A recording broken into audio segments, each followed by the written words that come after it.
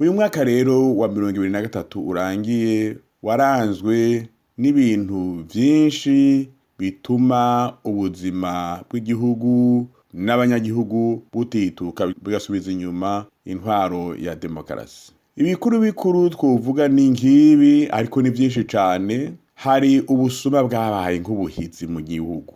Muti gute? Mu vy'ukuri abanyagihugu benshi bari bashimye ingingo umukuru w'igihugu yafashe yo kurwanya yivuye inyuma ubusuma ahereye ku bategetsi bo hejuru bajya bikomvyo nk'uwahoze ari umushikiranganji wa mbere. Ariko n'ubu Abarundi turacafise agahigihigi. Turibaza ibituma uyo yahoze ari umushikiranganji wa mbere ataburanye mu ntahe y'icese, Abarundi bakumva ingene yiregura, bakamenya amahera yasahuye ingene angana, abo bafatikanya niyo yayanyegeje. Kandi biragaragara yuko hari abandi bakaruhariwe mu bunyonyezi nk'abasahuye amahera yaragenewe kubaka urugomero rw'umuyagankuba i Bubanza. Ni kuki gushika n'ubu abategetsi badashaka kubahiriza ibwirizwa shingiro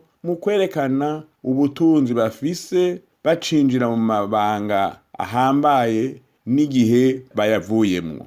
Mbe turibaza bamwe Deniza umutambukanyi y'umukuru w'igihugu yise abarundarundanya ko badafatwa ni kubera iki? Mwegere mumubaze kuko arabazi. Amafaranga yavuye muri ya mabuye y'agaciro yacukuwe igakara yarengeye hehe? Izo nzu z'amagorofa na Reta idashobora kubaka zinyanyagiye hirya no hino ziri ku gatwe k'abantu bamwe ko atabutungane bwigera bubabaza iyo amafaranga yo kubaka izo nzu z'amagorofa bayavanye. Abanyagihugu rero barifuza kumenya amahera yose amaze kunyonyezwa n'ayamaze gushika mu kigega ca Reta kuva mwaka wa 2005 eka mbere n'imbere yaho.